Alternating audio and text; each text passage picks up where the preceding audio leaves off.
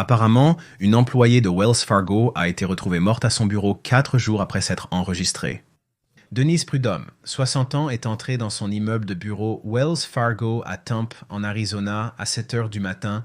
Le 16 août, un vendredi, il semble que ce Wells Fargo soit un immeuble de bureau, pas une agence bancaire. Donc, elle s'est rendue dans une sorte de siège social ou de site d'entreprise. Et il est indiqué que le 20 août, donc 4 jours plus tard, la sécurité de l'immeuble appelle les autorités au sujet d'une personne à terre.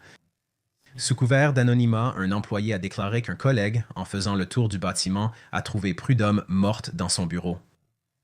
À l'arrivée des agents sur les lieux à 16h55, ils l'ont déclarée morte, probablement depuis plusieurs jours. Il est indiqué que le bureau de Prudhomme se trouvait au 3e étage, à l'écart de l'allée principale. Donc, apparemment, elle était cachée quelque part à l'écart dans cet immeuble de bureau. Je n'arrive pas à imaginer la taille de cet immeuble de bureau, mais il est indiqué que l'employé qui s'est confié à la presse a ajouté que plusieurs personnes ont commencé à se plaindre d'une odeur nauséabonde, mais ont supposé que cela venait de problèmes de plomberie.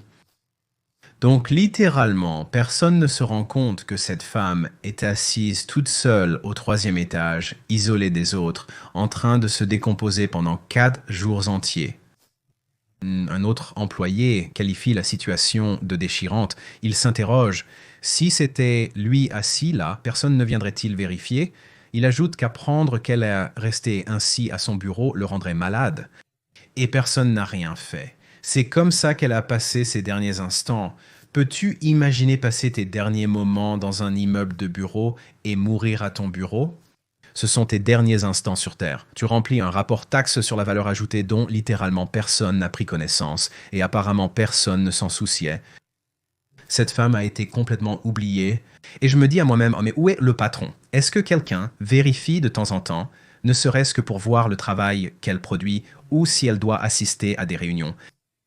Littéralement, personne ne s'est rendu compte que cette femme n'était même pas là pendant 4 jours entiers.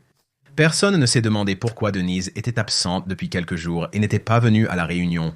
Elle n'a pas envoyé son rapport à la fin de la journée. On se demande ce qui se passe avec elle, ou imaginez être tellement invisible sur votre lieu de travail que personne ne passe même vous dire bonjour, voir comment vous allez, prendre un café avec vous, vous inviter à déjeuner, ou quoi que ce soit de ce genre. Un porte-parole de Wells Fargo exprime sa profonde tristesse suite au décès tragique d'un collègue au bureau de Tempe.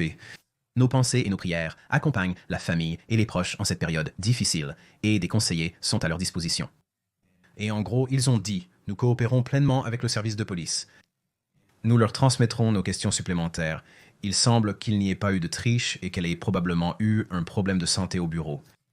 Et encore une fois, c'est vraiment triste de penser que non seulement tes derniers instants sur cette planète se passent dans un box, mais qu'en plus, personne ne se soucie de toi dans ce box parce que personne ne le remarque même.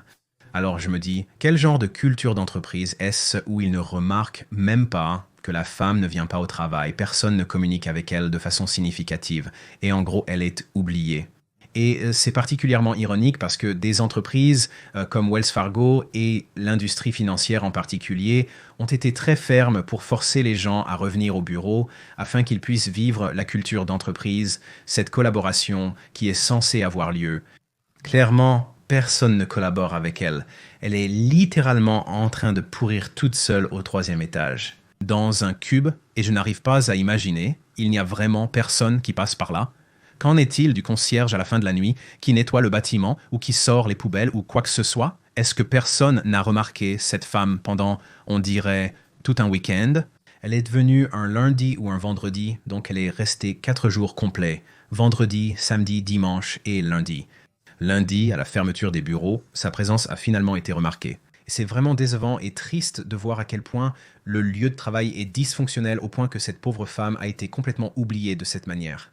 Il faut vraiment qu'un responsable soit tenu pour responsable. Comment as-tu pu ne pas savoir que ta collaboratrice était dans le bâtiment, n'avait jamais quitté le bâtiment et était littéralement décédée au 3e étage? Et je ne peux pas m'empêcher de penser que le travail qu'elle produisait ne devait pas être si précieux pour eux, s'ils ne se sont même pas rendus compte qu'elle n'était pas là. Donc, la morale que je retiens de cette histoire, c'est que si tu travailles dans un endroit où tu te sens vraiment sous-estimé, va chercher un endroit qui saura te valoriser. Va chercher un endroit qui remarquera quand tu es dans le bâtiment et quand tu produis du travail. C'est le minimum que tu devrais attendre d'un travail. De plus, place ta santé et ton bien-être au-dessus de tout le reste. Prends ce jour de maladie méritée. Prends ces vacances repoussées trop longtemps à cause de la culpabilité. En réalité, on ignore toujours quand viendra notre dernier jour et j'espère que ce ne sera pas assis dans un cubicule. Malheureusement, je crains qu'ils aient déjà publié l'offre d'emploi et qu'ils la remplacent probablement d'ici la fin de la semaine. Donc c'est une histoire particulièrement décevante et je ne peux pas dire que je sois vraiment surpris. Tout le monde a échoué ici et Denise méritait mieux que ça. Mes pensées et prières vont à la famille. J'espère qu'ils trouveront la paix dans cette épreuve.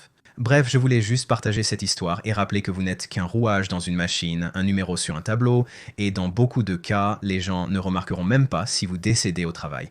Donc, reprenez le contrôle, commencez à agir comme le président directeur général de votre carrière parce que clairement, personne d'autre ne veille sur vous. Si vous avez besoin de plus d'aide, visitez mon site web alifeafterlife.com. Merci d'avoir regardé, à la prochaine.